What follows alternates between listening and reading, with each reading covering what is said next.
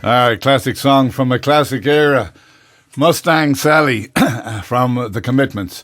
And it is now my pleasure to introduce the last funk soul brother. That's what they say about you, Mick Sheridan. That's what they say about me. Very good afternoon and welcome to the Classic Rock Show. You're a very unique person because we don't usually play funk soul music on the Classic Rock Show, but for you, we're going to make an exception. God bless you. Thanks very much. Now, in case there's one or two people out there that have not familiar with your voice, you are from Castlebar. I am indeed, yeah. Born, bred and buttered, as yes, they used to say. On both sides. So how did you get involved in music? Well, I suppose it starts at a very early age for me, where my brother used to have people coming into the shed playing music with people from all over Ireland. He'd play. He was mad into his kind of new wave punk, as it was at the time, kind of like Joy Division and all them kind of characters. And I would go in when they were gone. I'd sneak in and hop on the drums or grab a bass or grab a guitar or whatever I could, start messing around with them without having a clue how to play them really, So that's where it started for me. And you got the bug? I got the bug, yeah. I had an older brother who used to be into the likes of David Bowie and all that kind of generation of music, and that'd be blaring from his room. And then when he left, Tom took over and I'd hear all his music, and then my sister would play different music, so I had all that kind of late 70s, 80s music. Wow, all in there. And I'm just looking at your stuff here on the internet, that wonderful thing. Dr. Blue, was that your first? That was the one of the first kind of outfits that I would have had. Yeah, that was formed. Dr. Blue, my God, that was a band that I had with a few lads from school. Ultima Malloy was on bass, Niall Moran and Mark Lennon on the guitars, and there was a guy from out the country called Kenneth Moran on drums. He was a bit older than us and very professional, so he gave us a new insight and a new direction, and that kind of get a bit more professional about things. So we were very young and crazy at the time. Crazy. Well, I was anyway. I believe me, I remember the days. That's I worked on CRC at the time with Frank Durkin, the lead guitarist with Ward 9, and we did this rock sarcastic show called The Power Hour, and we visited the usual venues from the old, God bless it, the old Humbert Inn, Flannelly's, the Cellar Bar, and we did every Friday night. We did the session, and it was really, really good. We saw like bands like yourselves, The Phase, like I said, Ward 9. I mean, it was a great scene at the time. There was a buzz around Castlebar. There was a great buzz back then, yeah. Great buzz. Loads of rockers and mods and punks and I mean people with hairspray and eyeshadow going on. Even the lads were doing it, and you had people dressed from leather to another guy down the road with corded flares, and it was brilliant. Yeah, I mean, for a small... The style was amazing. Yeah, for a small county town, I mean, there was a buzz in Castlebar. There was, definitely. So, so here you are, you're playing in the band. When did you get the writing bug? When did I get the writing bug? Well, I would have got the writing bug very early too, I'd say I was in boarding school for a year or two, and that's when I first started sitting down and learning the guitar. And I went to knock on a religious retreat as such, and I met a nice lady, and I ended up going back writing a song about her. That kind of concept. Oh, okay. And I remember a priest listening to me writing the song, and I'd loving it, and he came in and asked me, "What is love to you, Michael?" This very serious conversation I had with him, but it was good fun at the time. Can I ask you where you went to boarding school? St. Charlotte's in Tuam. I shouldn't be talking to you. I went to St. Nathan's. I could have met one of your relations on the field, so kicking the ball. You could. So, tell you, do we have time for you to give us a little tune? I do. I'll play an original song first. I might play one or two covers, but I'll play an original song first. It's called Fading. Okay, all right, over to you. I started writing, I suppose, the best way of putting it, when I was about 16, but then by the age of, I'd say it's only a couple of years ago, I went back to it again after years and years of not looking at it, and I kind of rewrote it, revamped it as such. All right, okay. Let's go. Here we go.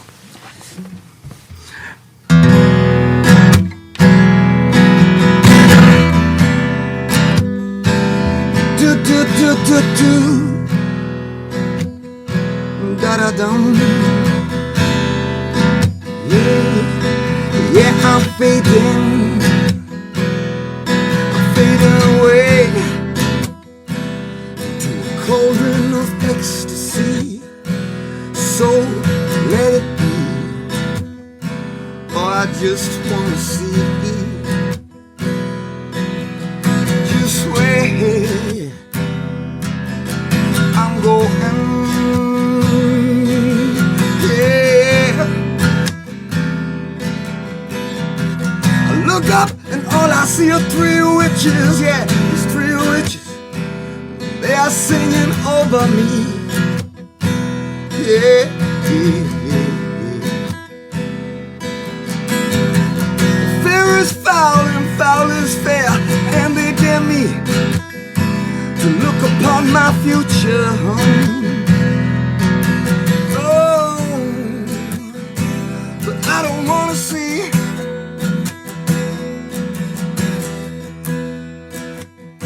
No, I don't wanna see.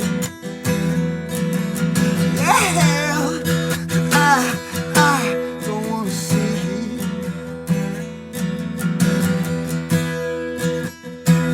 No.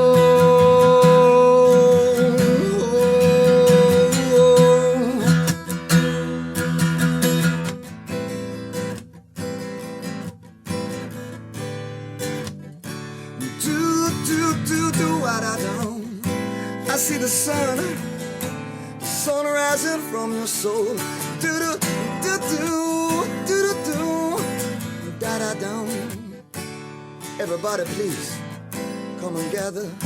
Lay your hands down upon me. Heal me, please.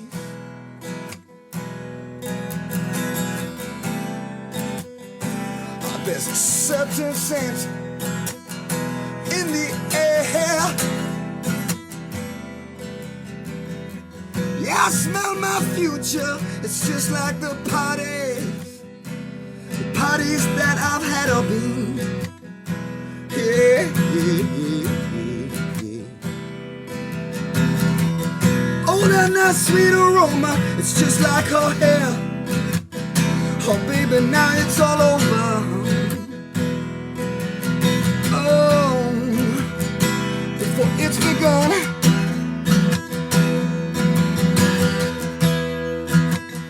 come on, pass me that gun. Yeah, I don't wanna see.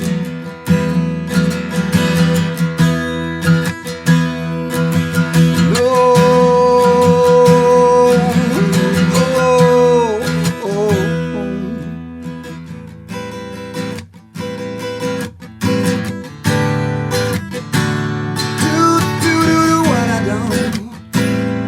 That sun rising from your soul. Do do do do do do do do do da. Everybody, please gather. Lay your hands down upon me. Heal me, please.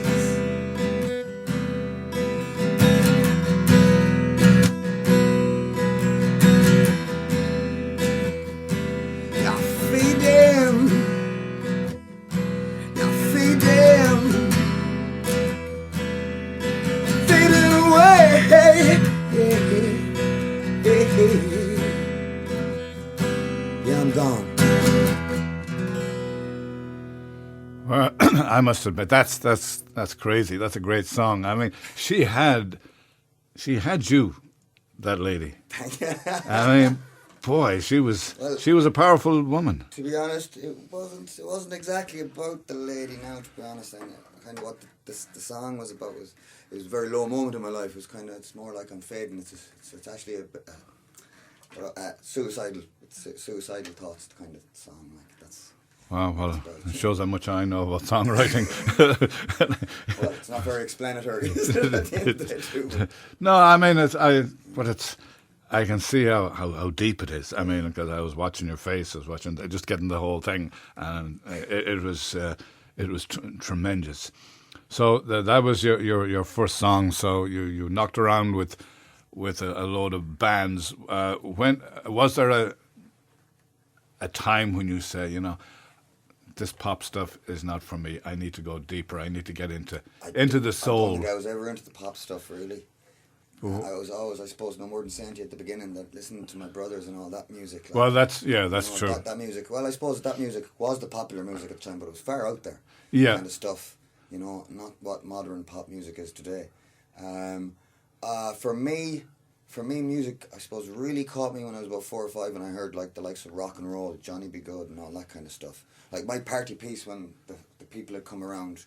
You know, I'm something that we were talking about the last day was the Stations of the Cross, for example. Like, you know, at the end of that, you know, they'd have the few drinks and they'd have the chat and the cards would come out and you'd have the crack, and I'd be called in, Michael, will you sing Johnny Be Good for everybody?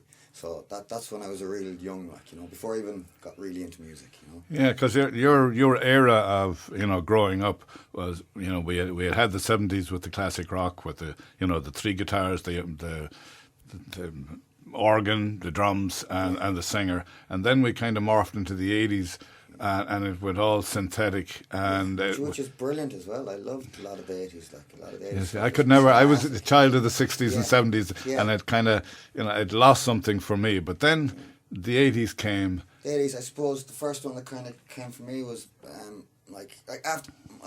grew up listening to rock, right? When I was really young, like, you know, 85, 86, 87. I would have been a pure AC/DC, Iron Maiden, you know, all that kind of stuff was being drilled into my head. But it was kind of like the group was listening to it.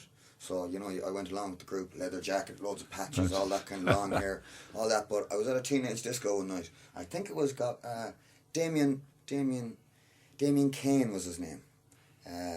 Special K, DJ Special K, I think he went under. I'm not 100% on that now in case anyone corrects me. But he played James Brown. And I heard James Brown, and we were just after the heavy metal set, and all of a sudden this James Brown came on, and I was like, oh my God, what the hell is that crack? And straight up to him, what's that? So I was straight out the door, looking for James Brown, and from there that led me on a different path altogether of funk and soul. And then, as you said, music changed when I became into my 90s. It was all the electronic music started kicking in. But deep house would have been my favourite out of that. I like the funky deep house, like proper stuff now. I was trying to find some there the last day for my girlfriend to listen to. It was quite funny. Hi, Leanne. To find some stuff, and I couldn't find all of it. Was so cheesy and really kind of almost borderline on the techno side of things. But funky deep house, loved that stuff. Like that'd be as far as I go when it comes to the electronic stuff, you know. Yeah, a guy actually that I used to work with in the States put me onto a band that was kind of retro. They're still going. They're called the Snarky Puppies. Oh my God, they're brilliant. I've met a few of them actually. Yeah. I used to go to a big band and see a big band in Dublin, and they'd show up very rarely to see. If they were in Ireland playing a gig, they'd come to see this band. So I met one or two of them. Snarky Puppies. They're amazing. Another musicians. Wolfpack. Yes, Wolfpack. That's this guy that I worked with. He was really into soul. I mean, he started me off on the Motown. There was a lot of Motown that I had no idea existed because you only got what the white stations would play at the time. And they play all the A sides, and then you have Northern Soul that root came out of that in England and Wigan and all that area in Scotland from the B sides of that, like, you know, the forgotten B sides of some great Motown stuff. You know, so you have all that Northern Soul as well, which I love as well, like, you know. Well, I'll tell you what, Michael, we will take a little break, and we'll be back in about 7 or 8 minutes. What christened you that, or how did that come about? Well, funk and soul. I used to say that myself about the bands, you know, playing funk and soul, so I suppose that's where it's been picked up. But Funk Soul Brother, you know the song? Yeah, Funk Soul Brother. You know, that last night, because when Annie and I emailed each other, and I saw that song, even going to bed last night, that line was in the back of my head, and I couldn't get rid of it. But if we can get back to, we'll say, all right, Dr. Blue. Okay. Uncle Fuzz, I was in a band called Uncle Fuzz in Castlebar here with a man called Paul Mannion on bass, Keith Fadden on guitar, and the one and only Ger Staunton, the comedian now, on drums. He's still playing drums around the place, fair dues to him. And Keith went on to do a Masters in Music, another great guy, and Paul's a genius in his own right, with his physics and science and maths. But then after that, like we did originals, and we quite quite successful time here in Castlebar and around Mayo playing. Then I went to Dublin and I went to Ballyfermot College and I formed a band up there called the Freaksters. And we recorded an album and all that kind of crack, you know. Released it in Dublin and it was under Ballyfermot's banner. And that was early 2000s, you know. And from there then I came home and I was working with the CRC station here for a while. 2002, 2003, great experience. Good old Peter Killeen, and whose son I was in school with. And from there then I ended up travelling over to Asia, and I joined a band over in Asia where we did a bit of, we were in one place most of the time, maybe 4 or 5 nights a week, but we got the advantage to go touring with a few other bands around the place, which was fantastic, which brought me all over Asia, and that was a great time. Okay. Then I came back to Ireland. So I'm skipping here now. Okay. Because it's a long story. You're taking in Finbar Hoban's article there. He's a great blog, if you don't know out there. Finbar Hoban from Castlebar. And I joined I got formed a band in Dublin with a guy called Soul Power. And that band is a funk and soul band, obviously, and that's probably as well why I got the funk soul brother thing going on. But that's like big brass section, percussion, the whole lot. We've played in Castlebar once or twice, great reception, people have really enjoyed it. If you have a wedding coming up, please check out soulpowertheband.com, you know, Tiger Lily Entertainments. And that's kind of covered most of it. And in the last couple of years, just before all this nonsense, sorry to call it nonsense, but the pandemic, some people consider it very serious, but we had the band Futures. I formed a band called Futures Past with two brothers, Brian McHale, Damien McHale, and we have a guy now, Ian Minogue, on drums, and I front the band. I play a bit of guitar too, but I'm mainly a singer performer. Okay, could we before we're kind of tight on time here, we'll be going to the news in about 5 minutes. No bother. A song. I'll do a cover. I'll do a cover of one of my favourite songs, one of my favourite artists, Bob Marley. So this is a song called No Woman No Cry. Beautiful.